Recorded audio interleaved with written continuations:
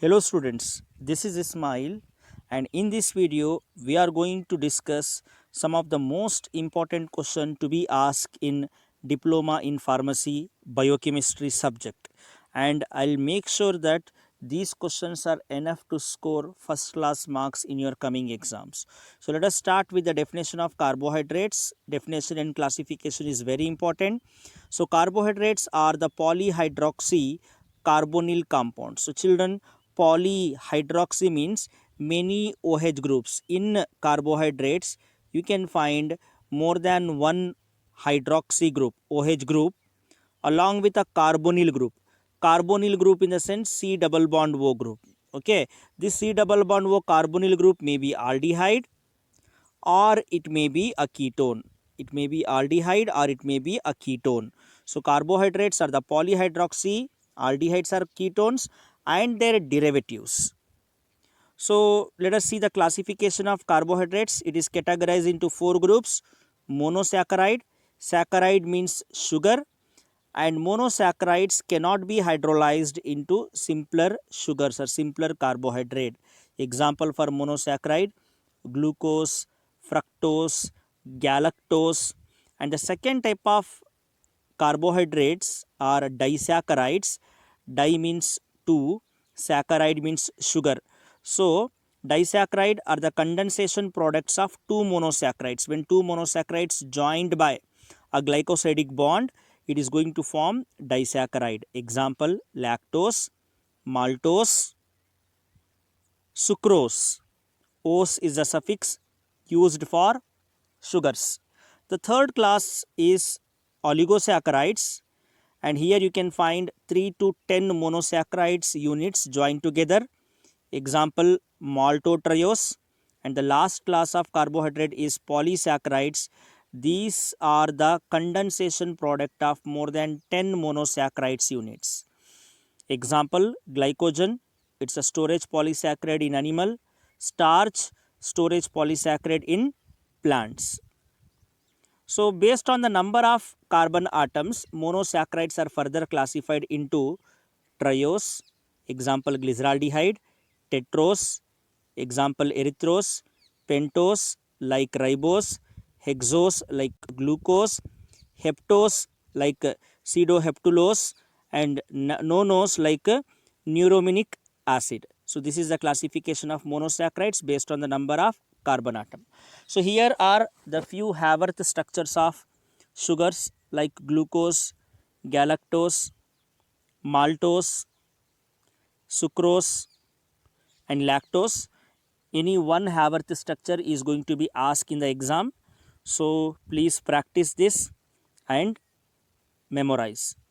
Now based on the type of monosaccharide units, the polysaccharides are of two types. If the monosaccharides are of same type, a single type of monosaccharides are there in polysaccharide, then it is termed as homopolysaccharide. And if the polysaccharide is made up of more than one type of monosaccharide, then the polysaccharide is heteropolysaccharide. So this is the classification of polysaccharide. One of the most important pathway in carbohydrate metabolism is glycolysis, important for 10 marks. And glycolysis is the oxidation of glucose into pyruvic acid along with the production of ATP and NADH. Let us see the glycolysis pathway, 10-step process. The first few steps are called as preparation phase. In the first step, glucose converts to glucose 6-phosphate with the help of enzyme hexokinase, where ATP broken down and it transfer its phosphate group to glucose, so that the glucose converts to glucose 6-phosphate. In the second step, glucose 6-phosphate converts to fructose 6-phosphate with the help of enzyme phosphohexose isomerase, because glucose and fructose are the isomers. With the help of isomerase, glucose 6-phosphate can easily convert to fructose 6-phosphate. In the third step, fructose 6-phosphate converts to fructose 1,6-bisphosphate. Enzyme is phosphofructokinase. Here there is addition of one more phosphate group, to the first carbon atom of fructose. That's why fructose 1,6 bisphosphate. In the next step, fructose 1,6 bisphosphate, the 6 carbon fructose 1,6 bisphosphate breaks with the help of aldolase enzyme into 3 carbon glyceraldehyde 3 phosphate and 3 carbon dihydroxyacetone phosphate. So these are both are the isomers glyceraldehyde 3 phosphate and dihydroxyacetone phosphate. These are the isomers. So what happens with the help of triose phosphate isomerase enzyme, glyceraldehyde 3 phosphate is going to resynthesize back from this dihydroxyacetone phosphate. Dihydroxyacetone phosphate also converts to glyceraldehyde 3 phosphate. So we will get now the 2 molecules of glyceraldehyde 3 phosphate. Now payoff steps means here we can find the generation of ATP.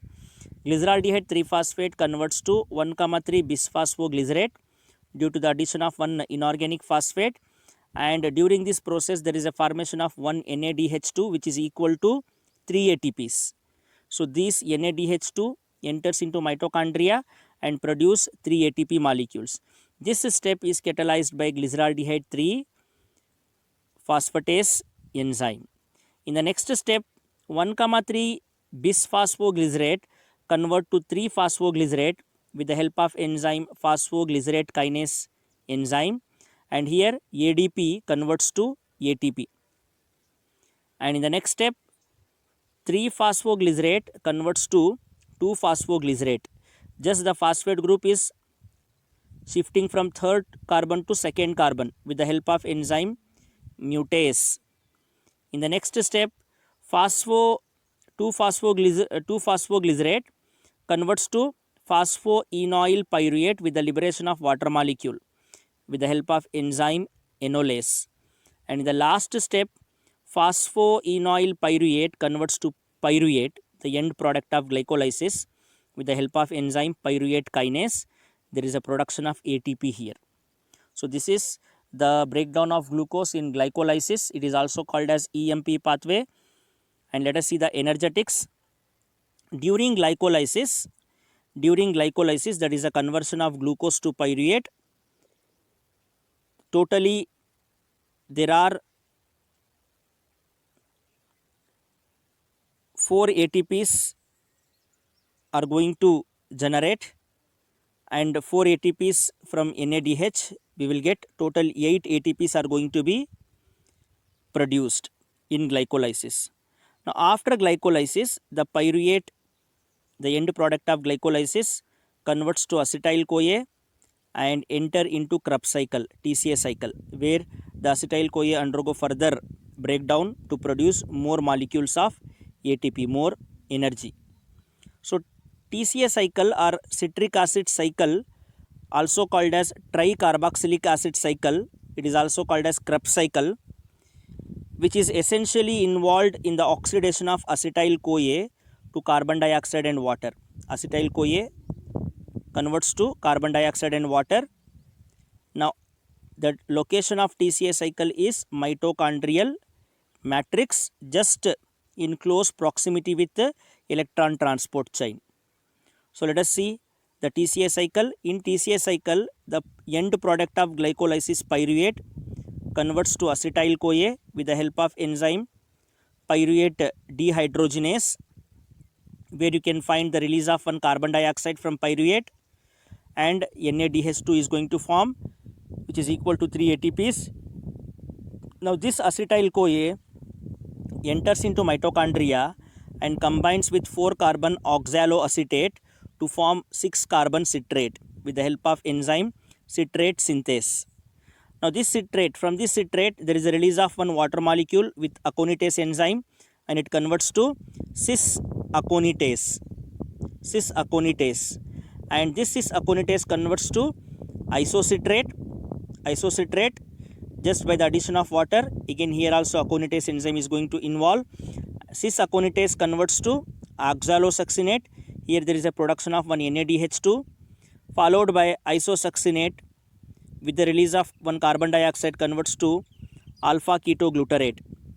From this alpha ketoglutarate there is a production of one NADH2 and one carbon dioxide is going to release, and alpha ketoglutarate converts to succinyl CoA.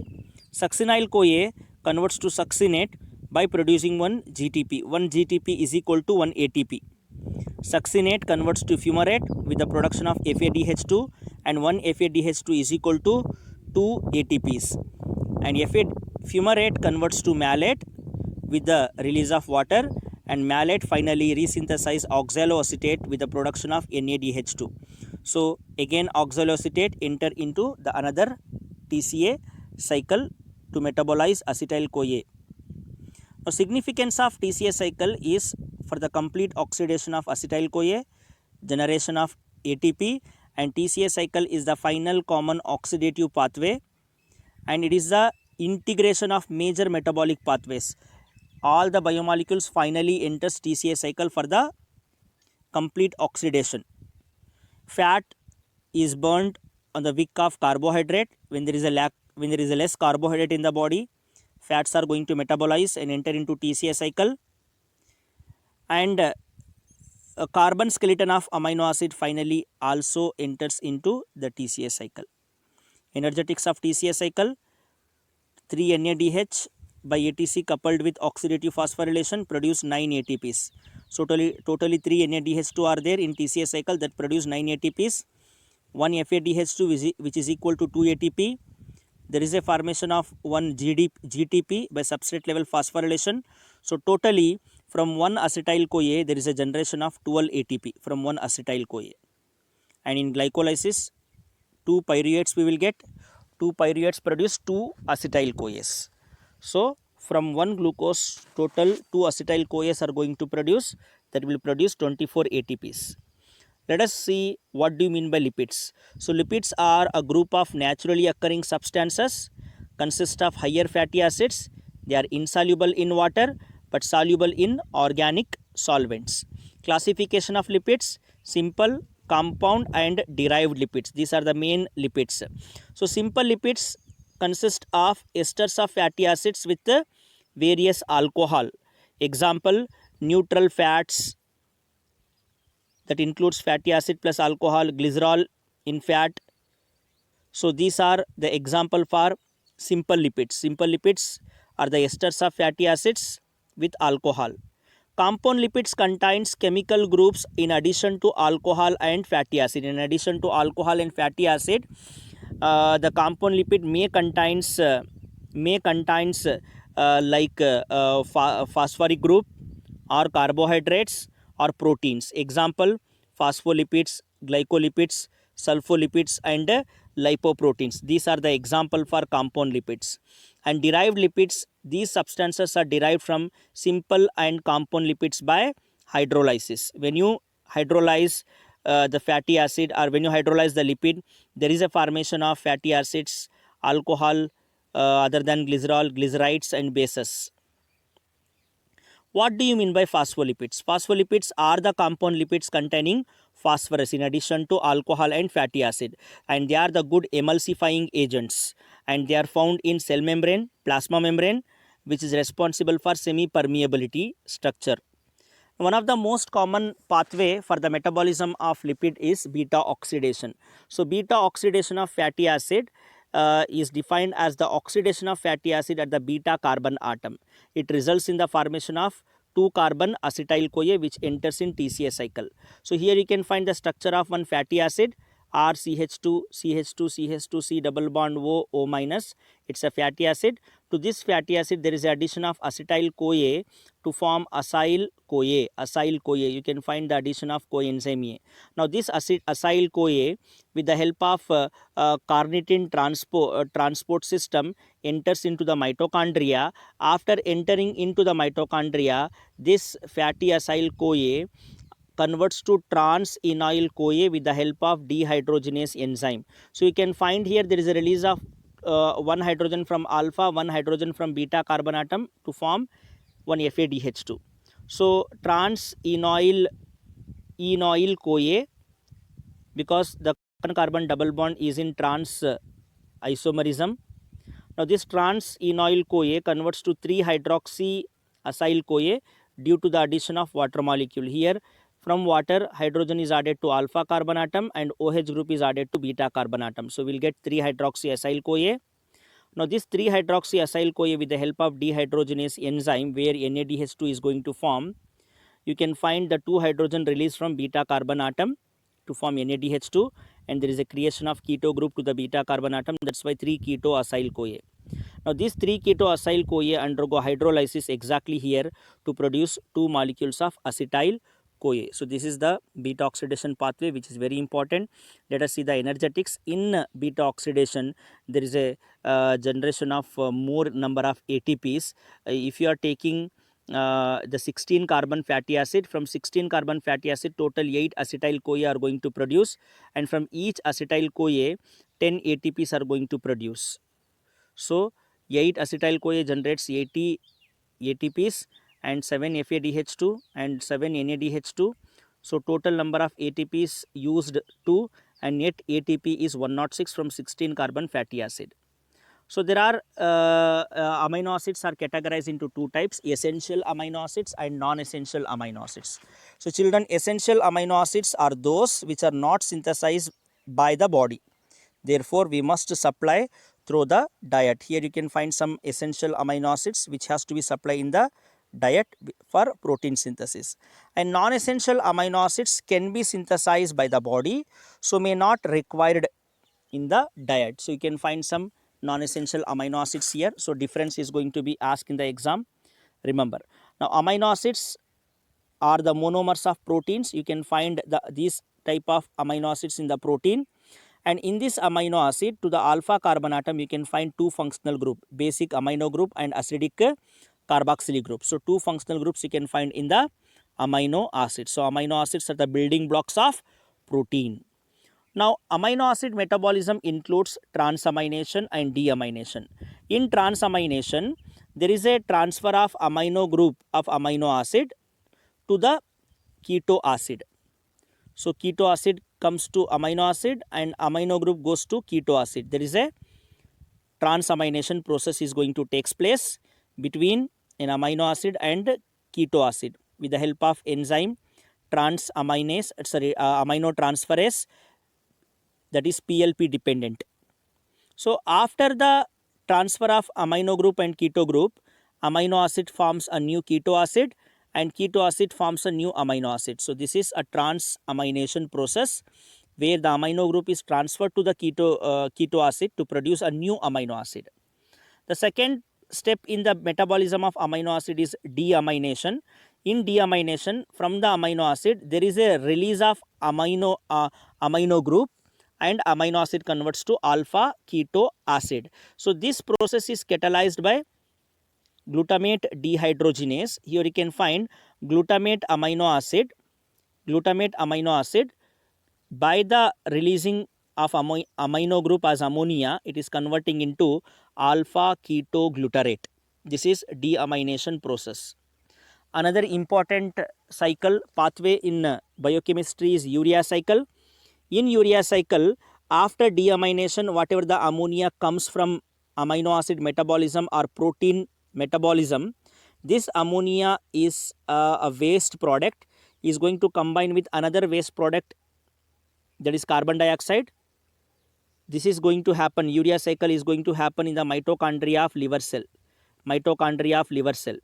So carbon dioxide and ammonia combines with the help of enzyme carbamyl phosphate synthase to form one intermediate called carbamyl phosphate. This carbamyl phosphate combines with ornithine to produce a intermediate called citrulline with the help of enzyme ornithine carbamyl transferase. Now this citrulline converts to arginosuccinate due to the addition of aspartate. Aspartate and citrulline produce arginosuccinate. An enzyme here is arginosuccinate synthase. In the next step, arginosuccinate releases one fumarate and converts to arginine. Enzyme is arginosuccinate lyase. In the next step, arginine by hydrolysis produce urea with the production of another compound called ornithine, which will continue another urea cycle with the help of enzyme arginase. So from arginine, due to hydrolysis, urea comes out. That urea with the help of blood goes to kidney, and from the kidney it comes out in the form of urine. This is urea cycle, one of the important pathway. Now vitamin classification and definition we are going to learn. Vitamins are the organic compounds essential for the growth and development of an individual. Let us see the another definition. Vitamins are the micronutrients, essential nutrients. They are needed in a very small amount for the growth, reproduction and overall health of an organism. Now vitamins are going to be classified into two types. Water soluble vitamins are vitamin B and vitamin C, and fat soluble vitamins are vitamin A, vitamin D, vitamin E and vitamin K. Some of the deficiencies also we are going to learn in this class. Vitamin C deficiency is scurvy, characterized by skin change, bleeding gums, tooth loss. All these are the characteristics of or the deficiency symptoms of vitamin C. So it has to be cured by taking vitamin C rich food. Vitamin A deficiency includes night blindness, xerophthalmia, certain kind of infections related to skin and nail, and impairment of immune response. Similarly, vitamin D deficiency includes the bone disorders, especially rickets, and also it is going to affect the skin. And only sunlight is in advocate is a dietary source of vitamin D. Protein malnutrition also we are going to discuss. One of the protein malnutrition is kwashiorkor, which is related to protein deficiency. Though calorie intake may be sufficient, though the calorie intake may be sufficient, but still this protein deficiency kwashiorkor is going to arise. Marasmus is a starvation in infants occurring due to overall lack of calories. If the infants are suffering from starvation, hunger, then it leads to a protein deficiency disorder called marasmus. Let us know about enzymes. Enzymes are the biocatalysts which are going to catalyze the biochemical reactions, and all the enzymes are protein in nature, but there is one enzyme called ribozyme which is non-protein, but basically it is RNA enzyme. So classification of enzyme is very important. There are 6 classes: oxidoreductases, transferases, hydrolases, lyases, isomerases and ligases. Oxidoreductases responsible for oxidation reduction reaction, transferases for the transfer of group of atom, hydrolases for hydrolysis, lyases to add the atom or to remove the atom, isomerases rearrange the atoms, and ligases they are going to combine the molecules. Now mechanism of enzyme catalyzed reaction. Enzyme has a specific site called as active site. To that active site, substrate is going to bind to form enzyme substrate complex, and this enzyme substrate complex is unstable, is going to break and to produce product, and enzyme is resynthesized back. Okay, and the enzyme is going to utilize for another reaction. There is a model called lock and key model that explains the mechanism of enzyme action. So in the active site, you can in the enzyme you can find one active site. To this active site, the substrate is going to bind to form enzyme substrate complex. Only the substrate with matching shape can fit. The substrate is a key that fits the lock of the enzyme. Isoenzyme catalyze the same reaction in the different tissues in the body. Example is lactate dehydrogenase, which converts lactate to pyruvate, and the enzymes are isoenzymes. They are going to catalyze the same reaction in different tissues. Now the some of the factors which responsible for the enzyme activity. One is temperature, and most of the enzyme activity is maximum at 37 degrees Celsius in humans. So 37 degrees Celsius is the optimum temperature. Above and below this temperature, enzyme activity is going to affect. Similarly, most of the enzymes activity is maximum at a particular pH. Below and above this pH, the enzyme activity is going to decrease. In humans, the optimum pH is 7. The optimum pH is 7. Enzyme concentration, the rate of reaction increases. As the enzyme concentration increases, At higher enzyme concentration, more substrate binds with the enzyme. Substrate concentration, the rate of reaction increases as the substrate concentration increases. After some time, the reaction is going to be stationary when all the enzymes combines with the substrate.